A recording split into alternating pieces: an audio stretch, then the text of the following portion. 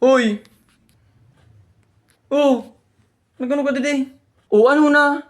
Sutang mo baya? Bumayad ka na. Ha!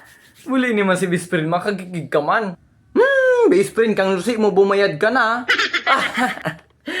Muli naman si best friend. Ay ako, tang? Yan na naman kita. Dadaanan mo na naman sa lingaw-lingaw. O, pero man utang ko. 200 ang utang mo sa kuya. Kaya bumayad ka na. Buli ni kayo ito man sa plus ng 200.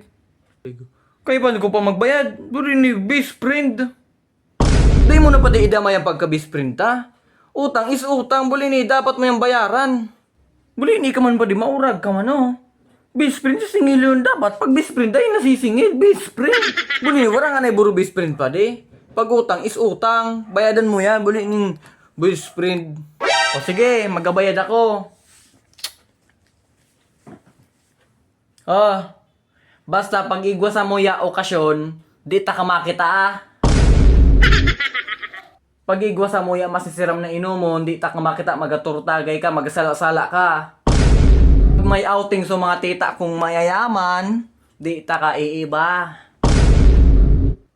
Kinapag-abot man sa pistahan, so salad, adobo, lechon, di ta kang makita na giro sa plato. Kinapag Pasko, di ko ika nakita nagagadregalo ki mama. At last, di ko ika makita nagatagbas ning kalunggay dyan sa may harong me. Ta-trespassing ka, kakaswanta ka. O sige na, kuya na yan. Bayad ko. Buli ni, iba man palang suti kasingil ko best friend. Bako man pala to 200, 500 ito. Buli ni na, mali na naman kita. Ay, pasensya na pa diya. Buli ni yan. Maduman nga na ako ha. Tasingilin ko aniso. Saro akong best friend. Buli ni, mali man pala sa nadumanan ko. Bako ka man pala ito. Sige pa diya, maduman ako. Bakan.